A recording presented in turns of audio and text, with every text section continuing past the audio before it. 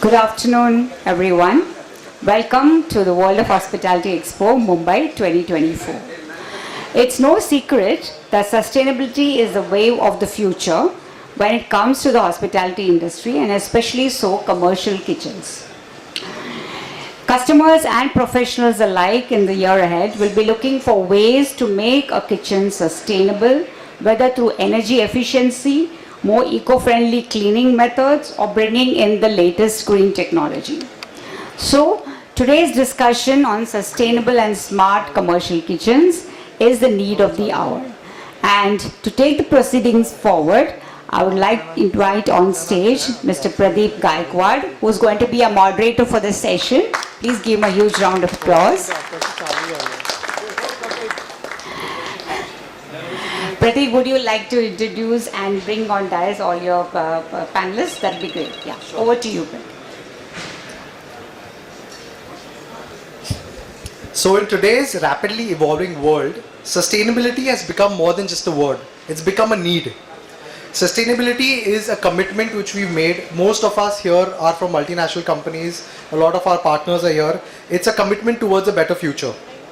So as we navigate the complexities of a modern commercial kitchen, it's crucial to understand that true sustainability goes beyond just energy efficiency.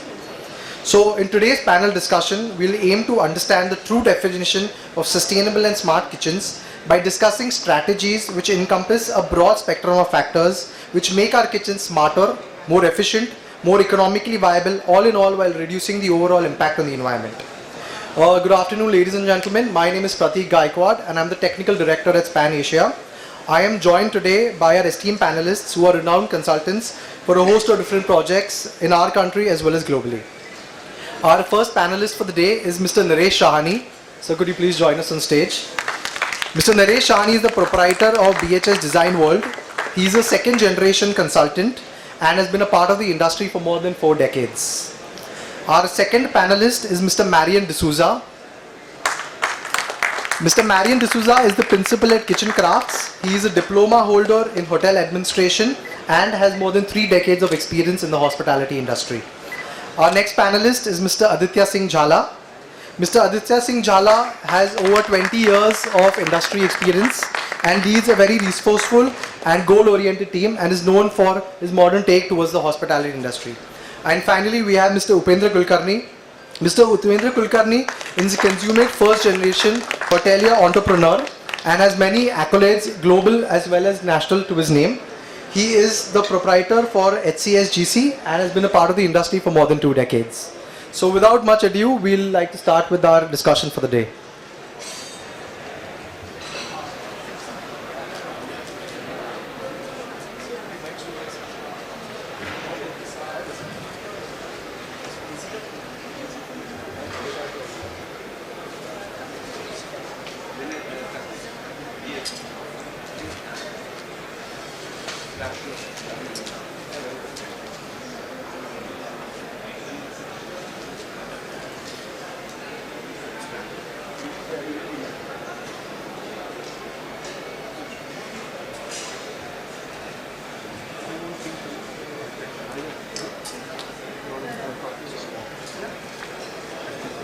Hello.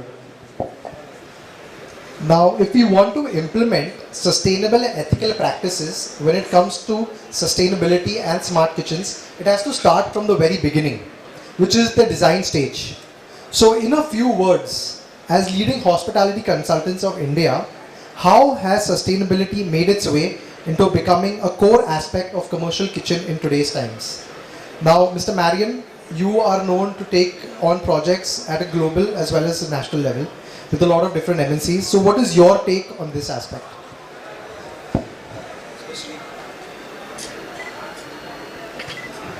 Working in the corporates, the first thing, normally the food, especially in the corporates around the cities, the food comes from central kitchen. So the focus on preparation of food doesn't arrive as much, but the washing becomes an integral part of the whole process for the sake of hygiene and for upkeep of the place basically. So I would rather focus on the utility of water, sustainability of water itself.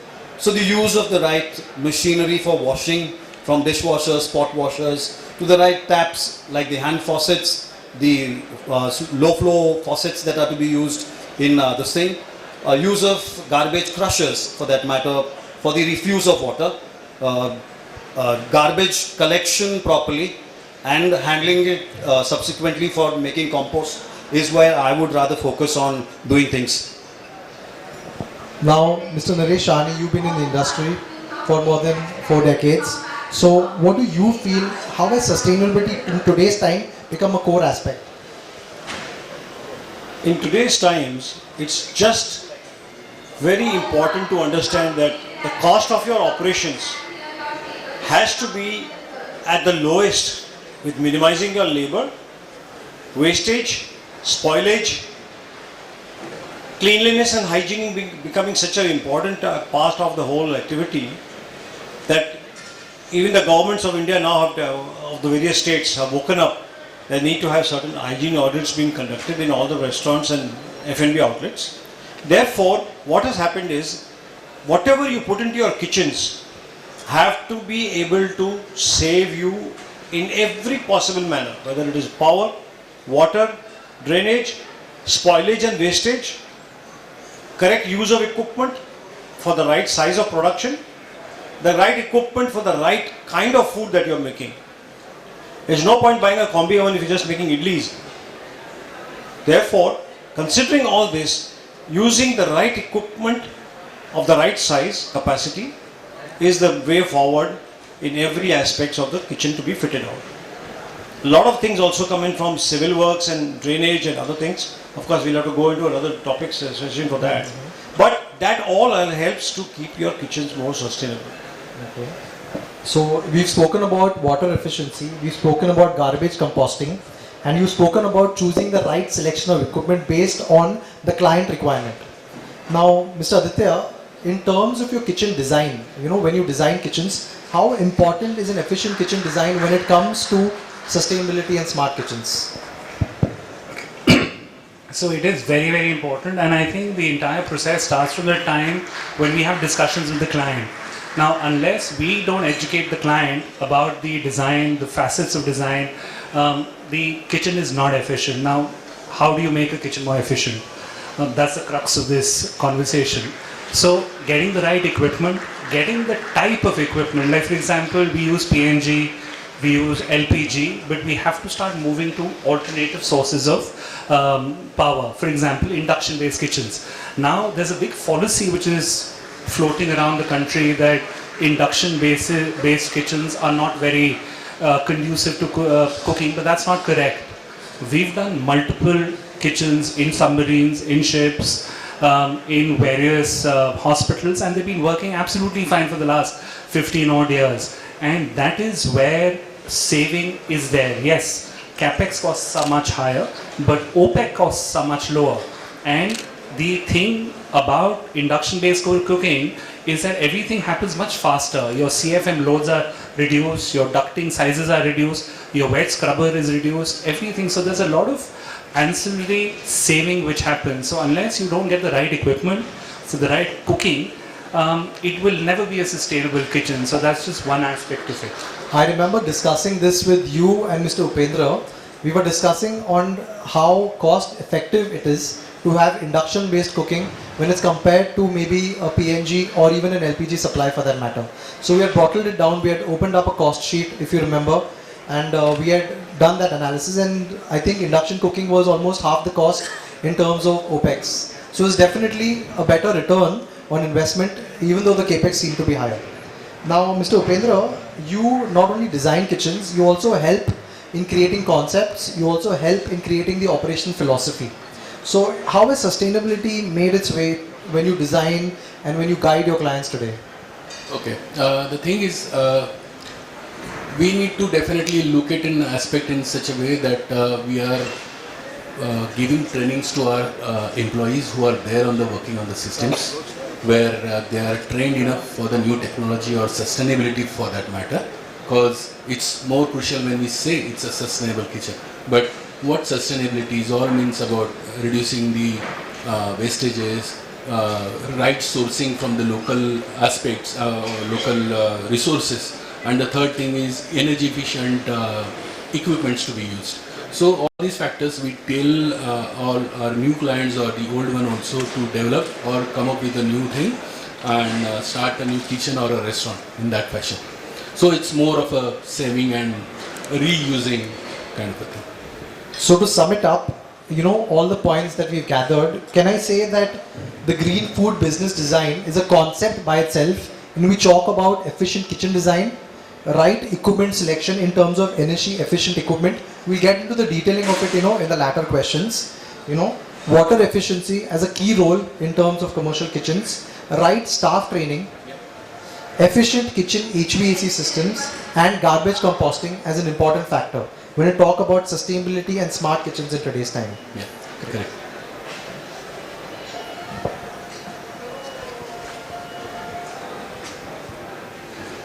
Now, as consultants, we often need to design kitchens looking 10 years ahead. It's not only our responsibility but also a form of our duty to be not only aware of what currently are the trending norms or guidelines as well as practices which are followed globally when we are designing kitchens in India. We need to always think of the future. So now, it has been our experience, and we have a few experienced consultants in the audience as well. I'm sure they would agree that, today smart and sustainable kitchens is the main and the driving force whenever we are designing kitchens for any corporates. Now, we often see, Aditya ji, I know you are someone who's actually very well read and you travel a lot, and in fact, I think the audience should know that he wanted to speak about AI in commercial kitchens, but we felt that it was still a long time ahead, even for developed countries, to completely delve into artificial intelligence. So he's definitely very well aware of what trends are going to be coming in developed countries as well. So I would like you to lead this question. Now, we often see smart and sustainable kitchen trends being kick-started in developed countries. We have a lot of certifications. You have GRA, you have USDA, GDA. Green Key itself has started in India in August. CEC, I think Marian sir is well aware of that. How feasible are these concepts and these trends when it comes to implementing them in developing countries like India? So it's a very interesting topic. AI, sustainable kitchen, bots, etc. What is AI? So AI in kitchens is different, and everybody has a take on it, and there's something known as IoT, which is Internet of Things. So I'll just try and delve on these two concepts very briefly because I don't think we have the time. Now, for example, if you have a large chain, multiple QSRs, and you have various programs, if you're doing a grilled sandwich A, grilled sandwich B, all these aspects can actually be fed into a master computer in Bombay somewhere, and it can be uploaded for all their chains within 1 second. So that is what is happening. And also what happens is a lot of these computers, a lot of these, for example, these combi ovens have information which travels back to the main office, and it can tell you that preventive maintenance is required, PLC is going to go, there's something wrong in the water feed, water quality is bad. There are various aspects of information which you will get back. Now, for example, we were doing a small QSR for a tea making company where we actually designed a system where we did a tea making machine where we could get information on at what time the tea was curdling, how many cups of tea were sold, what was the time taken for each service to happen, what was the capacity of the mls, put into the cup. Everything was actually spoken about, and everything was managed on a large screen. So you would know QSR1, QSR2, QSR3, number of cups, preventive maintenance required, milk about to curdle in 15 minutes, 20 minutes, cleaning schedule on, cleaning schedule not done. And there was an escalation cycle at each level. If something did not happen, it would keep going up to the next level, to the next level, to the next level. Now, all these things combined, and there are a lot of other things also, but we don't have the time. But these are small things which are happening today.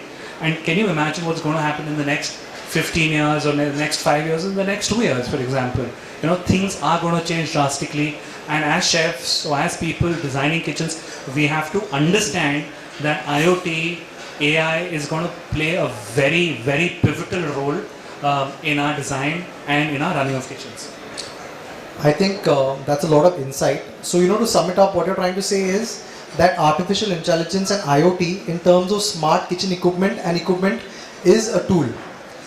Now, to help gather data when it comes to expansion, when it comes to restaurants, when it comes to chains who have maybe multiple outlets throughout the country, monitoring, as well as to understand the kind of data. So it's basically data-driven analytics which helps. And also, I believe, sorry to continue with you, there's also, we need to think about awareness campaigns for the sustainable kitchens and to take it ahead, and also at the same time thinking about the energy efficient equipments again. That's I would like to say. Now, Naresh, I know this about you.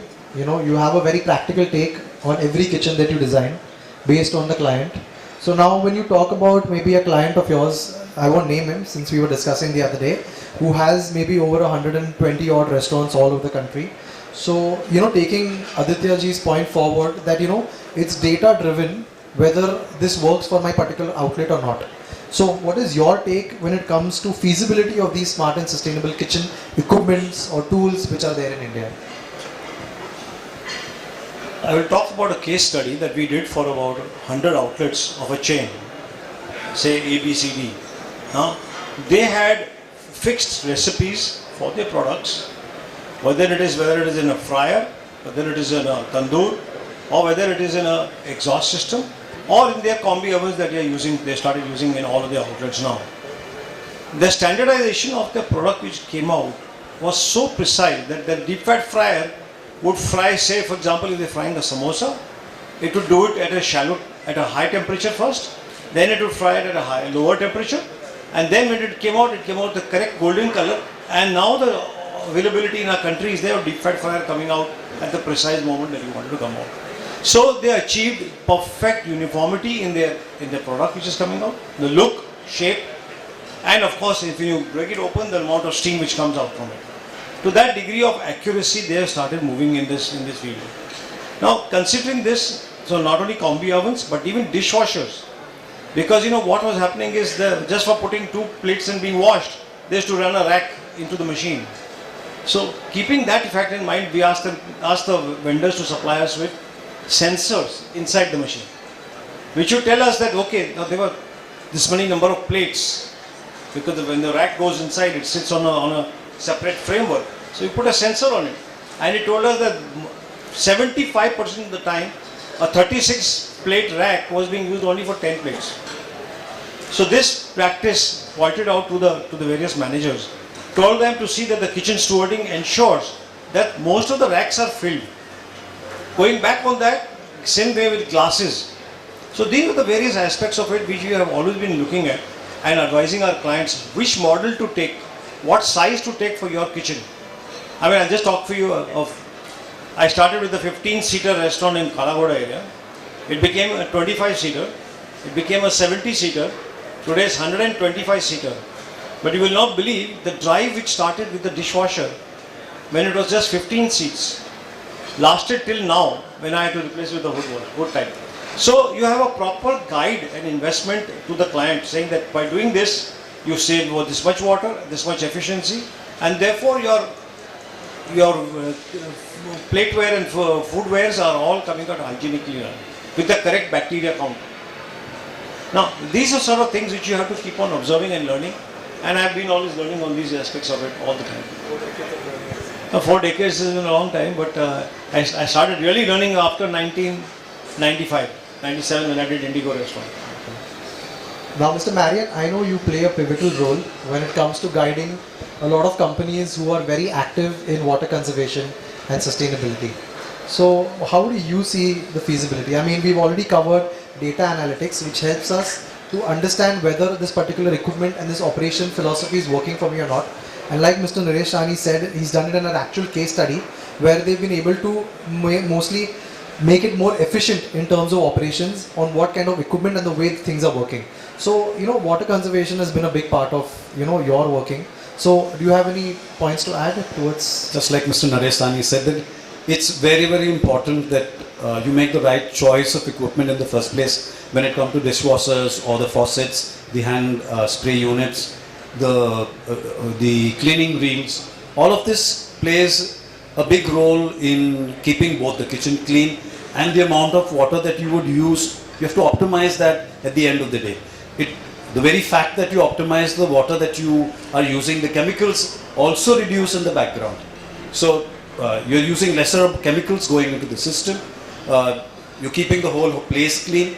So you're also making money at the end of the day when you use lesser amount of water. Today water is cheap for us, but going forward it will be the most scarce resource that we will all have. So being able to sustain it would be a big need of the hour.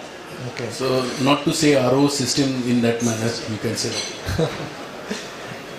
So to sum it up, I think, it starts with, like Mr. Marian just said, it starts with the efficient design that we have in terms of kitchen, the right selection of the equipment, whether, this particular equipment is feasible for that, followed by use of IoT and AI tools which are available with us today, in not only in terms of equipment, but also as add-on equipment. Sure, please. Yeah, one of the things that I recently heard was the use of cameras for the cleaning.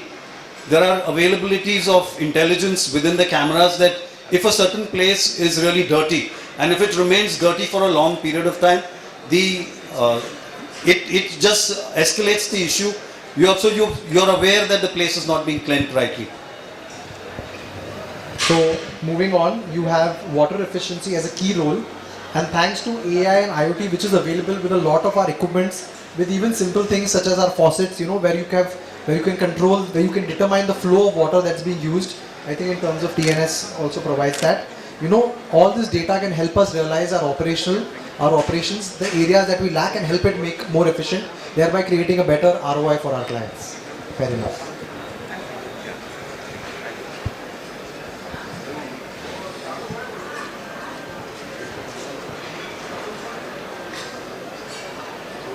Now, as hospitality experts, what advice would you give new and existing F&B owners to help them realize their goals in terms of efficiency, productivity and sustainability as a whole? Now, to explain my question in detail, we have clients who already have an existing F&B operation as well as those who are starting out with a new F&B operation. So, trying to separate them both, in case of your clients, what advice would you give them, not only in terms of design, but also from the operation perspective? Now, Mr. Upendra, you not only design, you also run the show and create concepts. So what is your take on this particular aspect? So basically, when it comes to design part, we need to see the design in such a fashion that it is new age design in a fashion, in a way where the systems and things are in place according to the product that what we want to serve. So that definitely helps when it comes to setting up the things. Even if there's an old operation which is there and they want to develop themselves, they need to adopt new systems where as Mr. Naresh Shahani just said, that an equipment which needs to be developed or maybe upgraded in a fashion where a combi oven with a IoT technology attached to it, if it is not there. So that kind of thing which definitely helps, and it will, we recommend people to design kitchens in such a fashion where the energy efficiency is there, water conservation which is happening, and at the same time also right resources or local produces are being used, where local supplies are there in terms of meat or your vegetables also.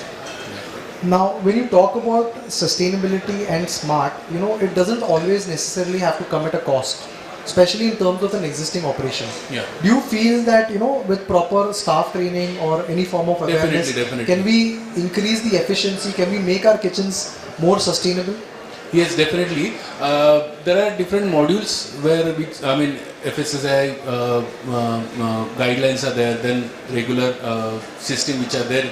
If someone is there sitting in, let's say, a technology IoT based product which we have, international product which we have at, let's say, in India, and someone is, developing that or maintaining that record into their database and updating the system, where we are getting the right results, where we are getting a proper report out of it.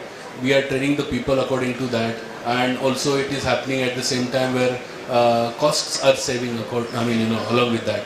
So definitely yes. Now, Mr. Naresh, coming back to your case study which you had brought up, You know, now for example, if I have a client who has, say, you know, we spoke about this, so I won't name them, over maybe 120 restaurants. Now when they shut down, say 3 or 4 restaurants which unfortunately were not doing well, and they come back to you with their older equipment. So how do you convince them whether they should continue with the same? Do you have any advice? How do you bring it back into your newer kitchens which you designed for them? All over the Western world, millions of restaurants shut down. It's only in our country that all these equipment are not sold to like a wholesaler who refurbishes them and upgrades them. So most restaurateurs in India maybe thinking they're using the best equipment, but technology has jumped so far that those things are absolutely obsolete. They're not worth using. They're consuming more gas, they're consuming more power and requiring more labor. For example, when we were talking about this chain, we clearly discussed with them that 20 restaurants had shut down during COVID out of 120. What do you do with them? So they had to focus upon specialized compact format kitchens in which in a more guest dining area to a back of house area, front of house to back of house ratio, we could give them far more efficient operation. And that's how they got convinced to invest a little bit more on their equipment than what they were doing earlier. These are things which are changing in today's time because space is a very big resource. Every day the rents are going higher and higher. They are becoming more and more expensive to fit out because specifications and expectations of the public are completely changing. Therefore, giving them more space for their business is like adding more capacity. So if you have a compact, efficient kitchen, that capacity becomes very useful. Instead of a 60, you get a 70-seater restaurant. Their turnover can increase drastically, and therefore my recommendation to all old restaurateurs and existing ones, please carry out a complete audit once in 2 years. Because technology is jumping rapidly overnight. Even by the time I recommend something new has come out in the next 24 hours. So keeping that fact in mind, upgradation of old equipment, scrapping them if necessary because if they were built with the wrong specifications. For example, I did a hotel in Goa and they were using all legs of tables in GI.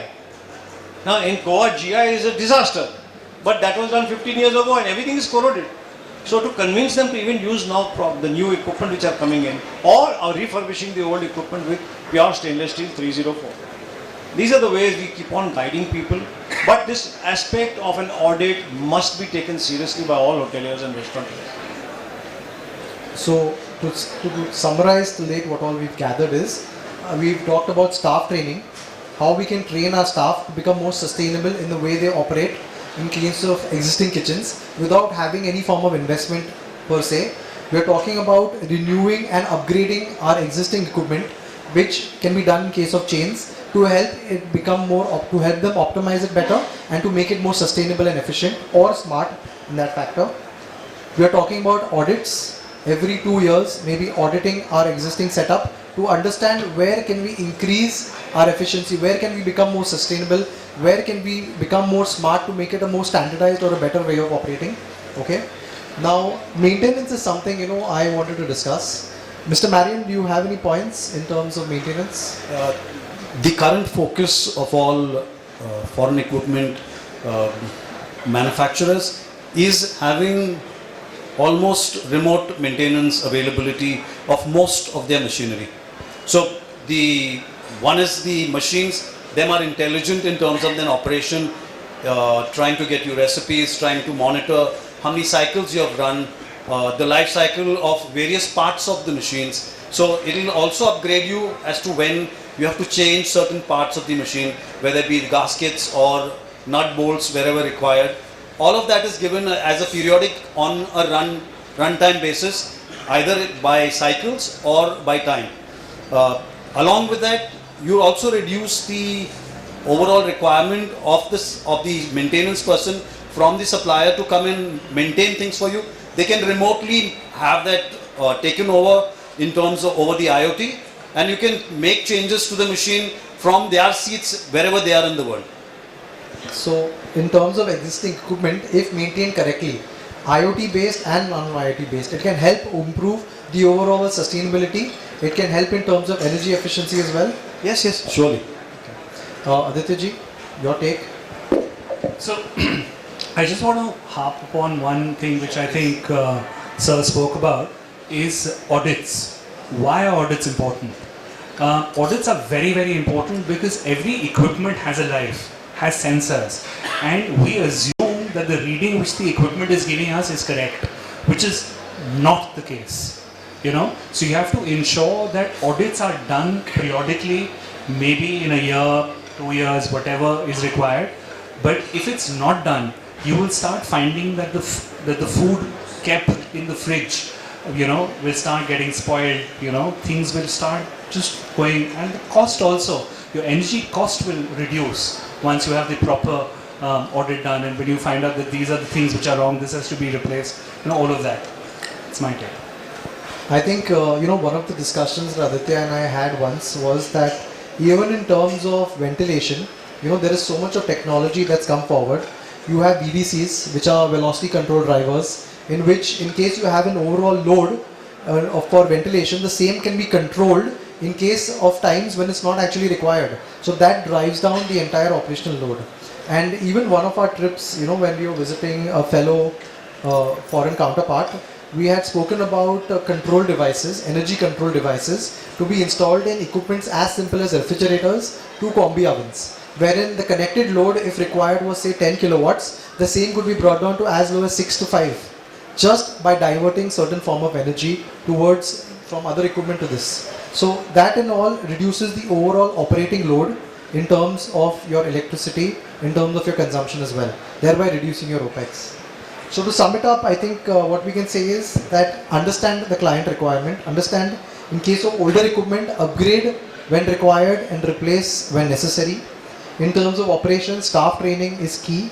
Staff awareness is also equally important. Even in terms of the way we operate, data analytics, as taken from the previous point, is required because it helps form the basis for an audit which is required every 2 years, as suggested by one of our panelists. This helps us understand where we are at a current time. And also, like Naresh sir said, that everything keeps changing with time.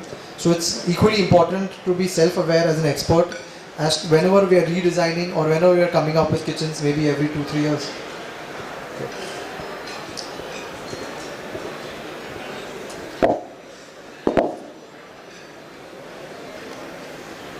The role of a kitchen consultant today. With the hospitality sector changing at such a high pace, it's not just the industry which is changing, but also the role of a consultant has strongly evolved. In your experience as industry experts, how do you think the role of a consultant has evolved, and how important is the role of a consultant when it comes to advising and consulting clients? Now Naresh, you've, like I've said twice before till now, you've been a part of this industry for 40 decades, and I would also like to state that he's a second generation consultant. So you've been a part of the industry even before you decided to join the industry as a person. So what is your take on the role of a consultant being involved in today's time? Sometimes the word consultant is actually an abuse to somebody. True that. Because they think that they are coming only to line their pockets and not for their benefits, which is actually a very big fallacy, which is wrong. The responsible consultants for the country not only look after the selection of equipment and placing them, but how the whole kitchen is built. Whether it's the civil works, the electrical works, the plumbing works, and the drainage works, and the gas piping and other accessories which need to be put in. Flow of work. If that is not really done correctly, you will face huge amount of issues. So for example, today, how do you ensure that rubbish doesn't go under your equipment? When I did the Grand Hyatt in Goa, they had a clear-cut guideline that every equipment in the front of house area had to have a plinth. Why was the plinth required? They said because when the chef is working, something goes below, and then you have to clean it, and you have to spend money to clean it. And what do you spend money? You have hose reels and other things which need to be done. Then you have to have washing facilities in the front of house kitchens. So we are working with that philosophy in mind. Today the entire kitchen has to be looked at with a microscope. And that's how the role of a consultant, a responsible consultant has changed. Normal consultants, even abroad, don't give more than 10 drawings. But we in India, as responsible consultants, feel that anywhere between 75 to 100 drawings are necessary to help the client build a good kitchen. So what is built well runs well. Please understand this basic concept. And that's how a good responsible consultant's responsibility increases. So you can't just say, I gave the electrical requirement and the electrical consultant did this. No way. As a responsible consultant, he has to ensure, right from the single line diagram that the consultant makes, that he's using the right kind of cable, the right circuit breakers, the right kind of sockets and switches to avoid flying wires, right down to the right optimum lighting in the kitchen, whether it is 1200 lux or 1000 lux, wherever what is required. All those things have to be considered in the whole aspects of designing a kitchen today. So that responsibility has completely changed from the times when people say, okay, drainage system, just put one big nala in the middle and you got a drainage running there throughout. Because that becomes a nightmare to maintain, and hygiene is impossible. So now how do you do it? You treat each equipment which is there, connect it to an underground system, do it correctly, take the pains, don't do short circuits. Now that entire aspect, suppose it's a 100-foot long building, how does the drainage go out at the other end, because if you're not allowed to go down? So that's how you plan and you design and you suggest. Of course you'll say you've got plumbing consultants for that, but that's not enough. You as a responsible consultant should know that when you're washing the hosing the floor down, how the water goes into the drainage, what should be the slopes, what should be the invert levels, how much the flooring should be raised. There are so many intricate detailing which is required for a successful kitchen. And that's what I'm saying. A kitchen which is built well, runs well. Mr. Marian? I would go back to when we were using pen and paper, in fact. Those of us who have used that, we wasted end amount of time using transparencies to make a single plan. Today, having to apply intelligence, right, to use of light, for example. If it's not within an area, you have sensors, you can put off the lights. So getting down to that level when it comes to design, looking at the proper both economics, logistics, movement of manpower, flow, drainage, all of that plays a crucial role today in the designing of kitchens. And employing people who know the subject matter is equally important for new entrants in the business and the old businesses also. Okay. So the role of a consultant today, to narrate the points that you all just spoke about, it's a good kitchen design by itself ensures that the kitchen is sustainable. It's not only just the right equipment placement. There are many various factors today which have been added on over time compared to the designs that were there before. A good HVAC system, a good plumbing sanitation system, good sanitation, good HVAC, the right amount of load, diversity factors, all these utility details, all these intrinsic details which get narrowed down to all the utility data sheets that you'll share is what helps formulate a good and sustainable kitchen. Okay, Mr. Aditya, you're a newer generation consultant. What are your thoughts when it comes to the role of a consultant today? I think our interaction starts with the architect. Now, sometimes we get involved at a much later stage. Sometimes we find out it's a PT slab, post-tension slab. Now, the problem with post-tension slab is slightly digressing. You can't do core cuts. If you can't do core cuts, you need to have a slab raise level of 400 mm, 300 mm, etc. Once you have that, then you have to have, you have to have gradients, you have to have slopes. Now, once you have slopes, your kitchen is not lined to the other side. So there are multiple issues which we are faced with on a daily basis. Sometimes architects forget that we don't have enough floor to ceiling height. So then beams are there, inward beams are there, we have drops which are there. It becomes very difficult for us to design kitchens then. We need to design kitchens in a manner which architects need to understand, or people who are doing structure need to understand that ours is not a fly-by-night operation. It is a very complex design. We need to give a lot of information. Talking about a simple thing such as an MEP sheet, which is a mechanical electric and plumbing sheet, which has a lot of data. It has our total kilowatts, it has our total water consumption, how much RO we want, how much soft water we want, what is the redundancy factor in terms of equipment, what is the electricity supply which we need. So all these things are taken into consideration. The other thing a lot of people forget is, for example, FSD, fire suppression devices, which a lot of people think that it's not necessary.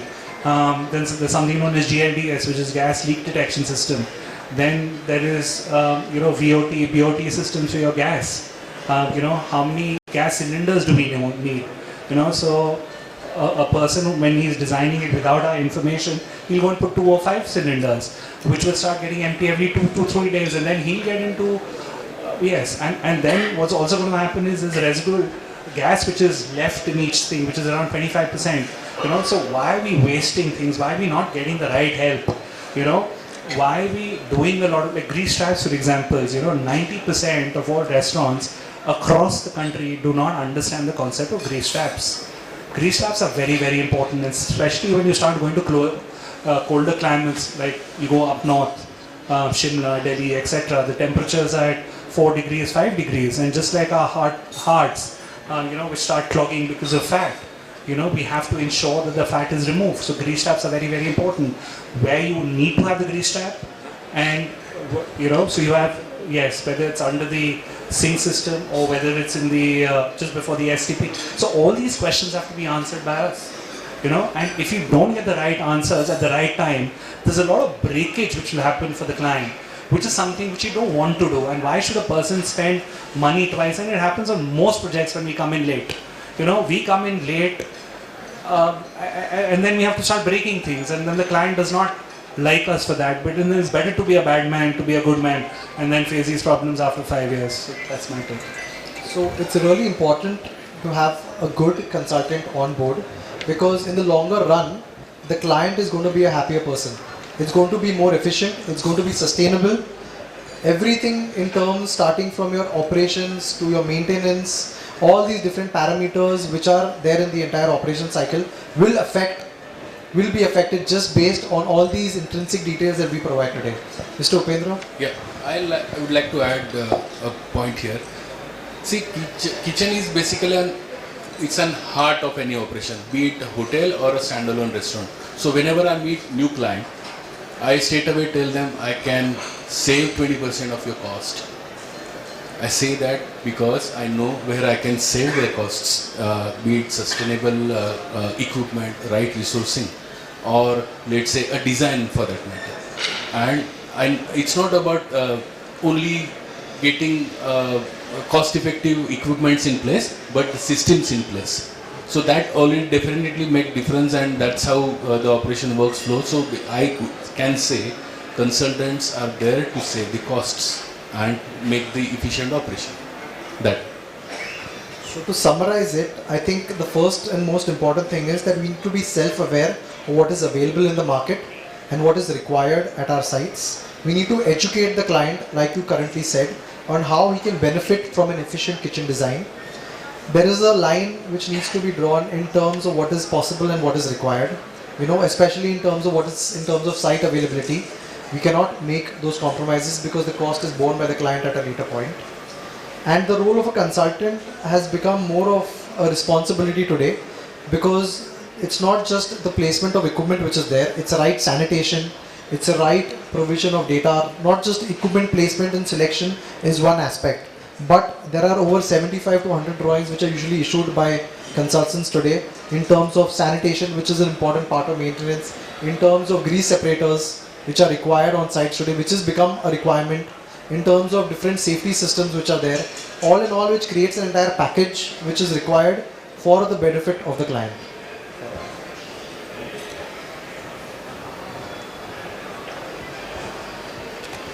Now, to conclude our enriching discussion today, I would quickly like to ask each one of you the top 3 criteria that you would keep in mind to assess a smart and sustainable kitchen.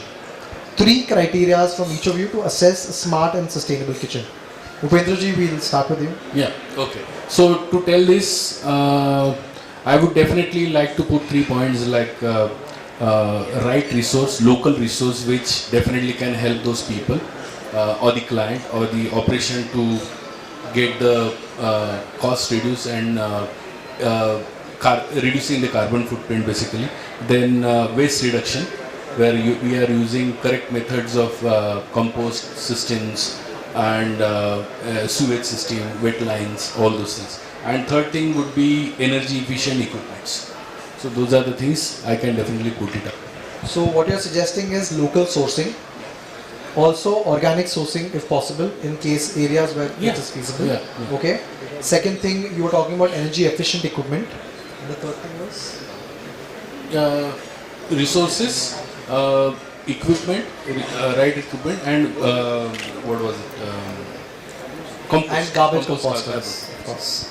Aditya ji, your take on So I these think criteria? MIS is very important. MIS stands for Management Information System. MIS helps you take informed decisions based on equipment usage, what is being produced where. So MIS, and that comes on board because of IoT and all those gadgetry which we have in our kitchens, and that's going to be something which is going to be happening even more. The other thing is, of course, like what Upendra ji said, is sustainability in terms of farm to fork, ensuring that the capacity, we try and source everything for a restaurant or for a hotel within a 50-mile radii. We try and do backward integration with farmers, we do backward integration with growers, with producers. Tell them that this is the quality of produce which I want, or this is the quality of meat which I want. So once if I do that process, I'm getting good quality equipment or good quality food into my system. And once that is done, I think 90% of your job is already taken care of. And of course, the other thing is trying reusing every facility which we have. Like for example, oil fryers, for example, we need to have system which filter it so we can keep using it so oil doesn't become rancid, etc. So there are many points, but these are my 3 small takes on this subject. Yeah. I think your key on MIS was really something I feel which we discussed. All of them had a certain point to add. And when it's data driven and mathematically driven, you have facts and values which help you understand whether this is something which is working for me and how it's progressed and become more efficient over time. Just to add on to that, like for example, in the future, what's going to happen is your KRAs, your key result areas, are going to be linked to your MIS, linked to how you produce stuff in the kitchen, wastage, everything will be able to track to that level that chefs will have to learn to become more efficient in their work process. Okay, thanks. Cut down costs, etc. I would put people first. We are a service industry, so both engaging and training your staff would become key to bringing sustainability to its efficiency. Number 2, I would take maintenance, because if you do not maintain your equipment right, you will bleed somewhere in the background. So using intelligence to make that happen to the best of your possibilities. And thirdly, I would take a good design right at the beginning. What's made right will function right. So your first point is the right amount of training. Staff training is key. People at first. And second thing is sustainability.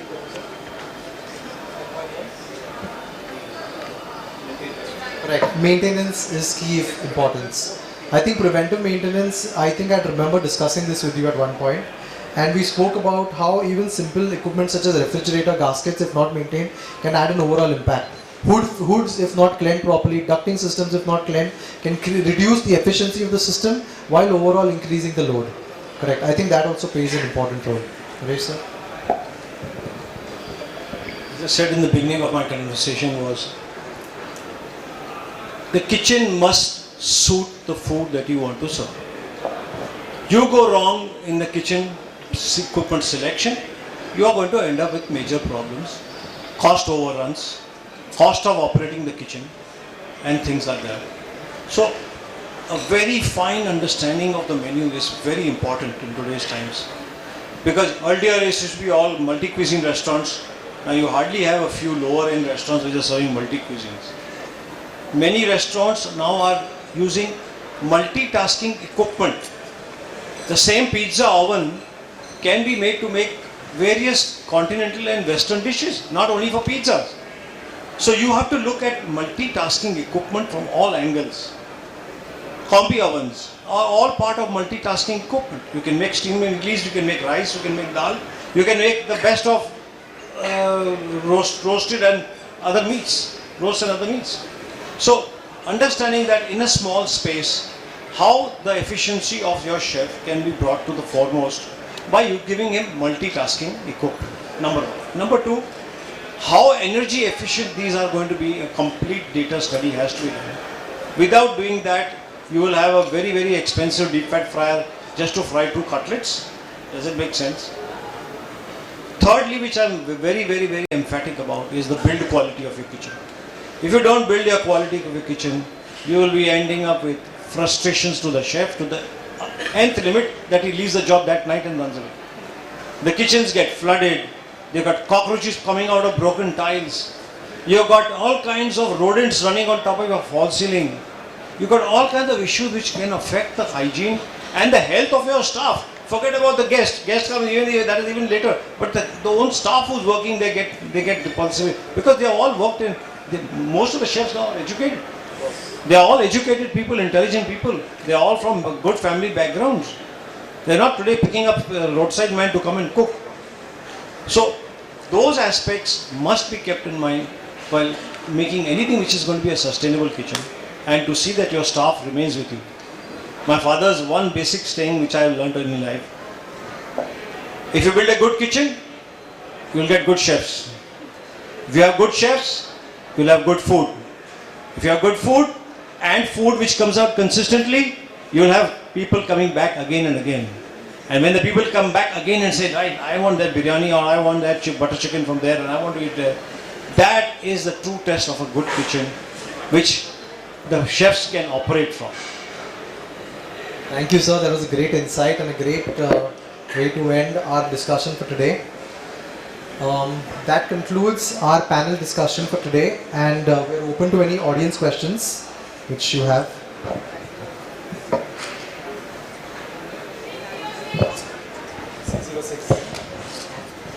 We'll take 1 or 2 questions.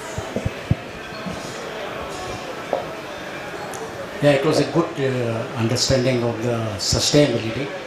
What I expect is something very, very innovative, like use of seawater for primary cleaning of the utensil.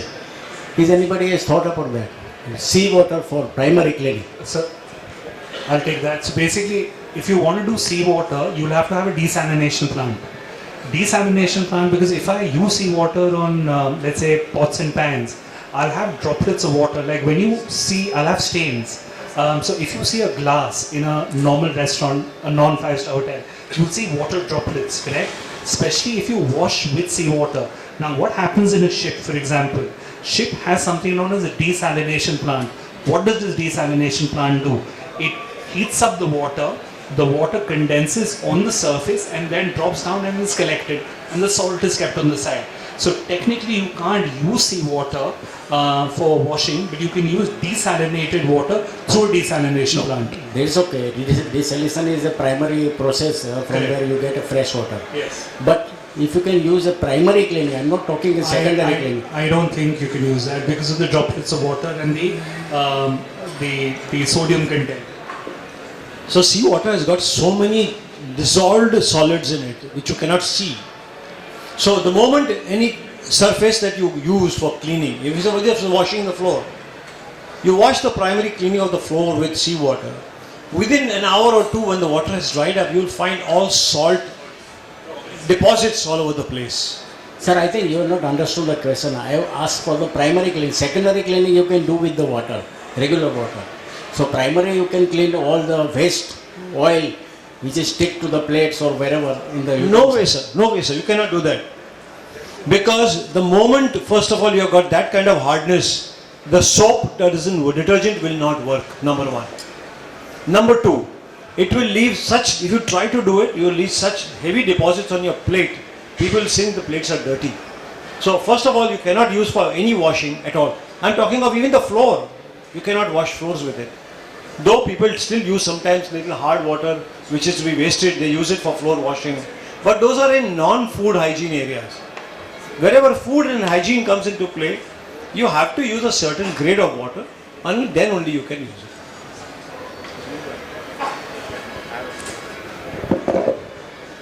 What an interesting interaction that was, Prateek. Thank you very much for moderating very interesting session, and good insights from all of you, Mr. Naresh sir, you as well. It was like very interesting even for people who are not like technically from the industry, like we are writers, but even for us it was a very insightful conversation. We would like to appreciate you all with a token of appreciation. So I would request Mr. Varun from Swastik and Synergy and Datta, my team member, to present a plaque and a token of appreciation to Mr. Naresh Shahani. Please put your hands together for them. It was such an interesting conversation. And Mr. Naresh is a veteran in the industry. Thank you, sir, for being with us.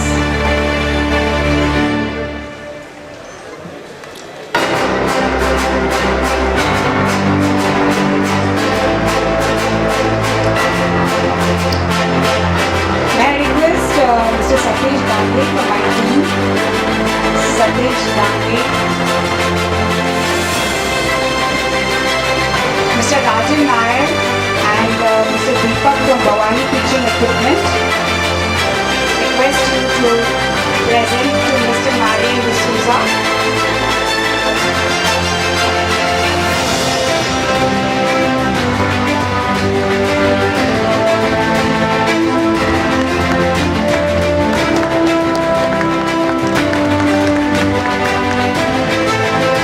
Rajan, you can stay back. I call upon Mr. Satish Kumar from BS International, and Rajan can present to Mr. Aditya Jhala.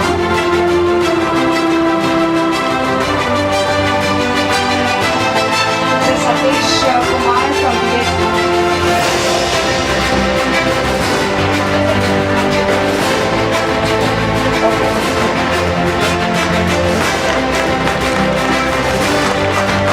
Calling for Mr. Satish Dange.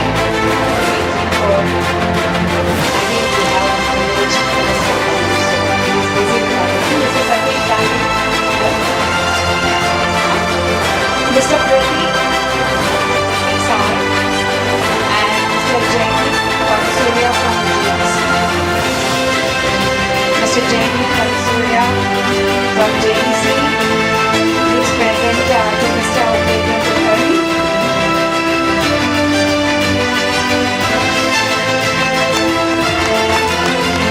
Come on, can we have some more claps, please? Thank you. May I request Mr. Nikul Panchal from Nice Kitchen Equipment to join Mr. Prateek on stage. Mr. Nikul Panchal from Nice Kitchen Equipment. I would like to present to Mr. Prateek Gaikwad, man of the moment. We got this panel discussion together, and you were not sure whether it would work out, but it did.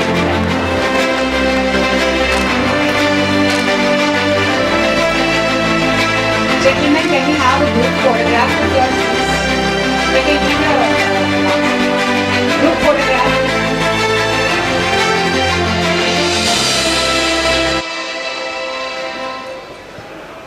It would be nice if it could.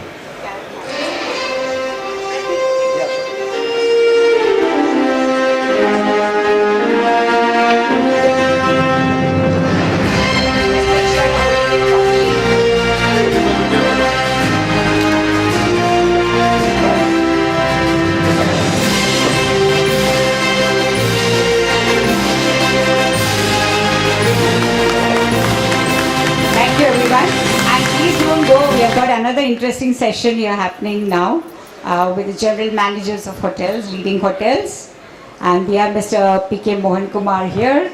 Everybody knows him in the industry. He is very well known. Sir. So would you like to, I invite Mr. P.K. Mohan Kumar on stage. Saloni, get the... I'm sorry.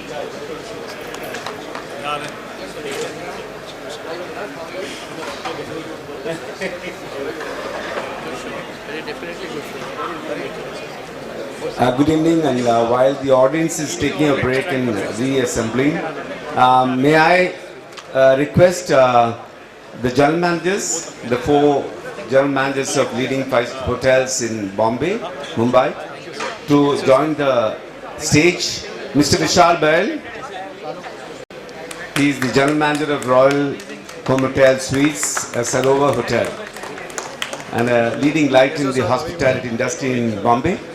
Good to see you here. Please go ahead. Take your seat. Next is Mr. Datta, Suhadip Datta. Yeah, please come along. General Manager, Goldfinch Hotel, Mumbai, MRG Group. Thank you so much for joining us. And then we have Arindam Sarkar. Please come along. General Manager, The Fern, Goregaon, Mumbai. Another leading brand in Mumbai. And as you can see, they're all the younger generation general managers who are now leading these properties. And of course, we have, last but certainly not the least, Mr. Vishal Gupta. He is the general manager of Novotel, Mumbai, Juhu. So we're giving the audience a little time to settle down because we had a very intensive session, just a while ago.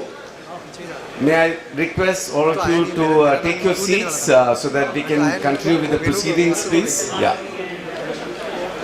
Yeah, I can promise you it's going to be a very interesting discussion.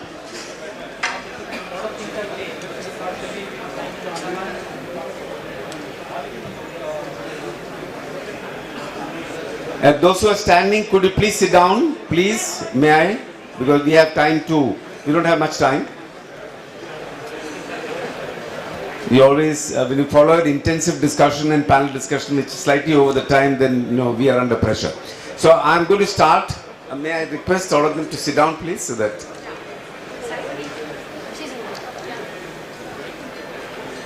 Yeah, please sit down. Yeah. All right. So good evening to all of you. Thank you so much for joining us, and I hope more people will come in to listen to the GMs, because at the end of the day, whichever area of business you are in, the audience, you have the end user is this general managers who are sitting on the stage. They are the decision makers. They are the ones who actually consume.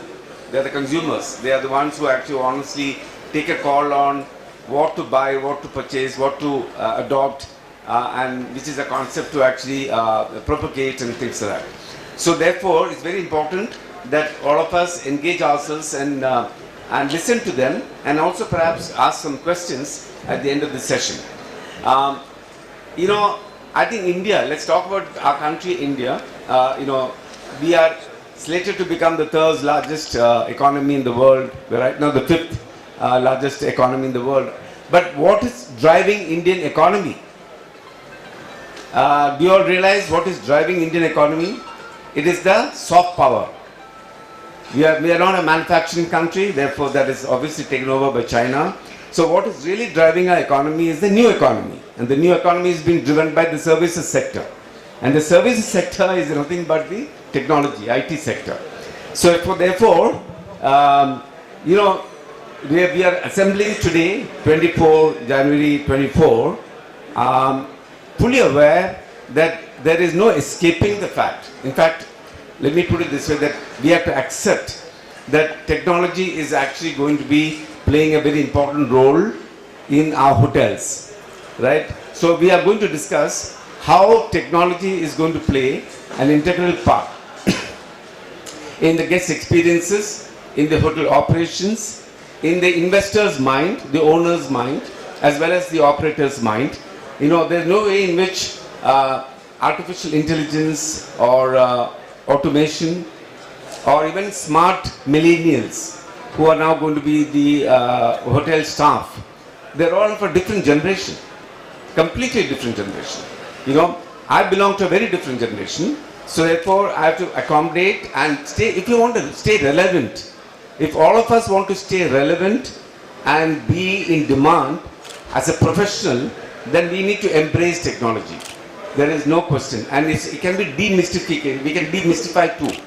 How we can demystify technology. You don't necessarily have to be an IT specialist. You don't have to be a technology specialist. All you have to be is, you know, understand real and appreciate it. Appreciate the technology. Have it in your mindset that no longer can a hotel operate with 1:2.5 ratio. In the, you know, in India, I went to Switzerland. I was sent to Switzerland by the Taj Group long ago in 1988, and I was trained in right on top of Mount Alps in Zermatt. If you know, it's a famous luxury ski resort. And there was a group called the Seiler Group. The Seiler Group had 40, 50, 100 kind of hotels cluster. And I was the shadow GM. The ratio at that time was 1:0.5 in Switzerland in 1988. And my hotel in Taj, where I was sent for, our ratio was 1:3. So I said, how are you operating? And I learned there how they operate. See, it's a whole ecosystem. You cannot operate just because the general manager started to reduce the staff from 300 to 100, which is what the management expects now these people to do. No, it doesn't work like that. It's not magic. It's a whole ecosystem. And the whole ecosystem includes the customer, the consumer. So even the guest has to understand that there will be only, he has to play a role. If he wants to experience the hotel, if he wants to experience a great meal, then he has a role to play. For instance, if I want to go to a restaurant in one of the hotels and I know the menu, I have it at home. And I tell over the phone, I order, hey, listen, I'm coming at 9 o'clock and this is the food that the four of us want, me and my wife and my daughters. And I'm coming there at 9, I'm going to have a drink, so I'll have 9:15, I want the dinner to be served. I can tell you, even today, you experiment this, they will be able to serve you at 9:15. But who knows? No customer knows. They think they're all Maharajas. So they walk in, and they expect everything magic to happen. It doesn't happen anymore. So the new millennials know it. They are very highly more educated, highly involved in what every dish looks. They can just look at the Google and find out what they're going to order. And they can call the chef and tell him, listen, are you sure that you have included this recipe, these ingredients? You know, so that's the way they're challenging the chef. They're challenging the restaurant manager. They're challenging, those are the millennials in India, right? So that's the environment in which all of you are going to produce your goods, your equipments and your services and everything, which is what these gentlemen will now share with you. So I will start without much ado. What are we going to discuss? We are going to discuss how far is AI and automation. There's a distinction. AI is actually most of a concept, a software, right? Whereas automation is exactly what the previous session discussed. You know, intelligent machines, equipments, smart equipments. They are the AI, automation, right? Everything that camera today, you know, CCTV cameras are intelligent. They, you know, what is the difference between CCTV camera? I mean, your eyes, a human eye. What's the one distinction between a CCTV camera and a human eye? Can any one of us fuse tell me in a second? Just think, a human eye witnessing a murder and a camera. What is the difference? Huh? No, you will immediately alert the police. You will catch the guy. No, doesn't happen with CCTV camera. But today, there is a company in India that has developed, you know, camera that can immediately alert the cops and actually trace the chap, the victim, the culprit, and getting. So they have become more intelligent, right? Any monkey business that's happening in a hotel, you know, some staff is taking out something, they can track it. They can actually record it. right? So when you review it 24 hours, see, otherwise actually the CCTV as a investment, you ask them, is a wasteful investment because everything is post-mortem, everything is lag, and nothing really happens except the security filing up 5-page report saying that, sir, this is the report, this is what happened, but the thief has gone. The culprit is gone and the damage is done. So that is where the transformation is happening. So in everything there is what is called proactive. You're going to be lagged, you're going to be ahead of the situation. That's what they're going to talk about in smart equipments. Like exactly how he said. See, today a washing machine, a plate washing machine or a combi oven actually can function on its own. It doesn't necessarily require a log book from an engineering department. It actually alerts itself. What I wanted to ask them, the question is, can you also make sure